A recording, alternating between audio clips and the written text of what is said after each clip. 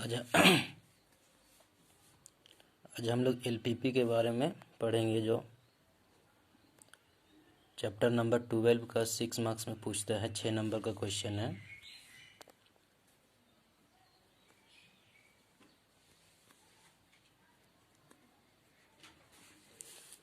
इसका नाम linear programming है, लेकिन एलपीपी बोला जाता है इसलिए क्योंकि यहाँ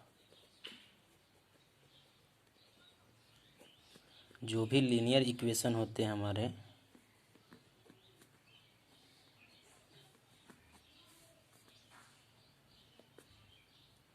लीनियर प्रोग्रामिंग प्रॉब्लम, तो लीनियर प्रोग्रामिंग प्रॉब्लम जो भी लीनियर प्रोग्रामिंग होते हैं और उसका जो प्रॉब्लम होता है उसी को यहाँ पे क्या करते हैं हम लोग सॉल्यूशन करते हैं। अब क्या है, ये चैप्टर जो है हमारा 6 मार्क्स का है, 6 नंबर का इससे पूछता है। और इस चैप्टर में हम लोग लीनियर इक्वेशन दिया हुआ रहेगा, उसी को क्या करना है, ऑप्टिमाइज करना है। और ये चैप्टर अगर हम लोग इससे ऊपर उठ के देखें तो है बड़ा इंटरेस्टिंग चैप्टर, क्योंकि इसको हम लोग अपने जनरल लाइफ में भी यूज कर सकते हैं और बहुत को यूज करते भी हैं। जैसे कि इस चैप्टर को सबसे पहले समझने के लिए ये जैसे हम लोग पहले ही पढ़ चुके हैं, 10th क्लास 9th क्लास में पढ़ते आ रहे हैं। कोई भी एक शब्दों के रूप में, वर्ड के रूप में क्वेश्चन दिया हुआ रहता है, उसको हम लोग क्या करते हैं, उसको संक्षिप्त रूप में इक्वेशन में चेंज कर लेते हैं, समीकरण में चेंज कर लेते हैं। जैसे बोलते हैं कभी 10th क्लास में हम लोग पढ़ते थे, वहाँ पे तो बोलते थे कि किसी का आयु के बारे में जैसे बोलते थे कि इसका आयु इतना वर्ष है, आफताब की आयु इतना वर्ष है, उसकी पुत्र का आयु इतना वर्ष है, इतना वर्ष बड़ा है। तो वो एक क्वेश्चन शब्द में दिया रहता था, सेंटेंस में दिया रहता था। तब हम लोग क्या करते थे, उसी को एक्स और वाई मान के और एक इक्वेशन कुछ भी बना लेते थे कि y इज इक्वल टू 3 और दूसरा कुछ भी equation 3x plus 2y is equal to 4, ऐसे टाइप से इक्वेशन बना लेते थे। और इक्वेशन 1 और 2 ऐसे करके मान लेते थे। तब इसको क्या करते थे, एक्स और वाई जब निकल जाता था तो एक्स हम लोग मानते थे आफ्ताब को, वाई मानते थे उसके पुत्र पुत्री किसी को भी, और उसके एज को निकाल लेते थे। जस्ट लाइक यहाँ भी वही क्वेश्चन रहता है, लेकिन थोड़ा सा समझना यहाँ पे ये है, क्योंकि जैक बोर्ड और सीबीएसई बोर्ड इन दोनों में डिफरेंस यहाँ थोड़ा ये है क्वेश्चन में, कि जो जैक बोर्ड हम लोग देखते हैं, इस जैक बोर्ड में जो है आपका वो ये इक्वेशन बना के देता है। जैक बोर्ड क्या करता है, ये इक्वेशन बना के देता है।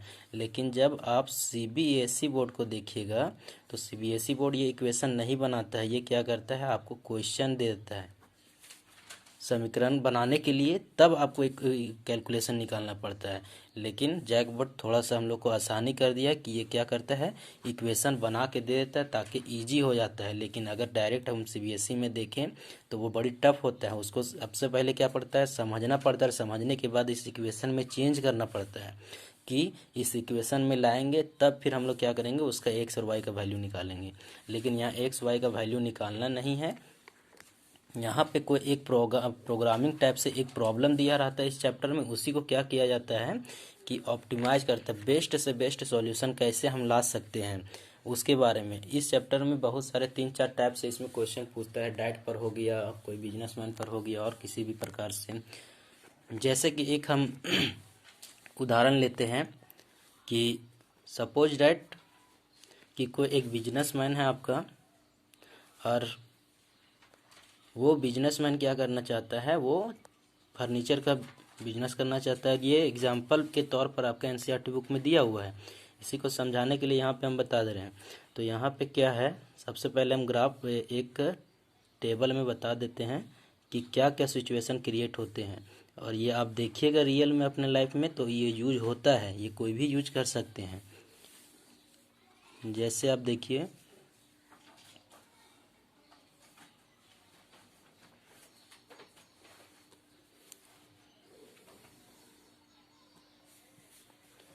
क्या है कि एक बिजनेसमैन है आपका, वो बिजनेसमैन जो है कोई चीज़ का भी बिजनेस करना चाहता है। उसके बाद क्या करता है कि वो बिजनेस के लिए कुछ ना कुछ वस्तु को तो खरीदेगा, बेचेगा, लेगा, कुछ तो वस्तु उसको चाहिए, जिसमें से उसका आइटम जो है वो एक आइटम का तालिका हम बना ले रहे हैं।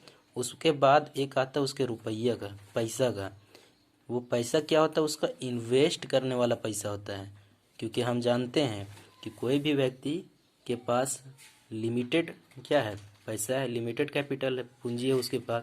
ऐसा नहीं कि अनलिमिटेड है, जितना मन करता है उतना खर्चा नहीं कर सकता। वो कोई भी जब बिजनेस चालू करता है, एक पैसा उसके पास अर्जित रहता है कि हाँ मेरे पास 50 लाख है, इतना लाख है, उतना ही से हमको बिजनेस चालू करना है।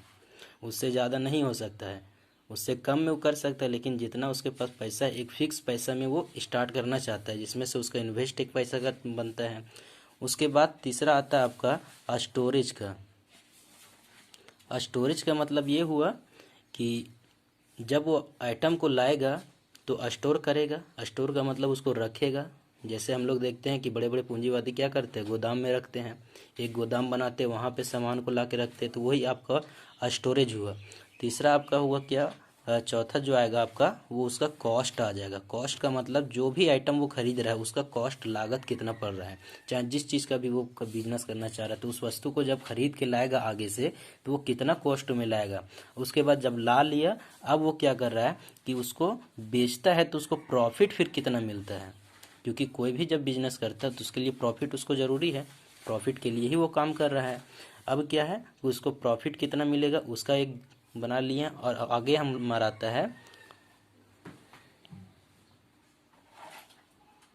नंबर फॉर मैक्सिमम प्रॉफिट, मतलब ज़्यादा से ज़्यादा वो कितना लाभ कमा सकता है। तो यहाँ पे हम लोग देख लेते हैं। जैसे सबसे पहले एक बिजनेसमैन है, वो बिजनेस करना चाह रहा है, जिसमें से पहला वो क्या कर रहा है कि फर्नीचर का बिजनेस करना चाहता है। फर्नीचर, टेबल कुर्सी वगैरह जो होता है, तो वो उसमें तो पहला हम लोग लेते हैं क्या कि वो क्या कर रहा है, टेबल का कर रहा है। पहला वो क्या कर रहा है, टेबल का। और दूसरा जो लेना चाह रहा है वो ले रहा है चेयर।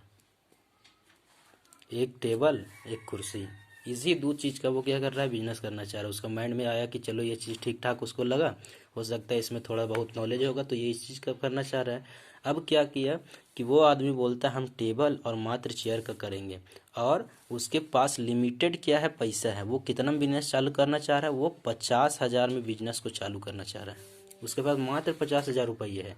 पूंजी लगा रहा है, कितना लगा रहा है, इन्वेस्ट का मतलब ही होता है कि पूंजी लगाना, कितना इन्वेस्ट करना चाह रहा है बिजनेस के प्रति।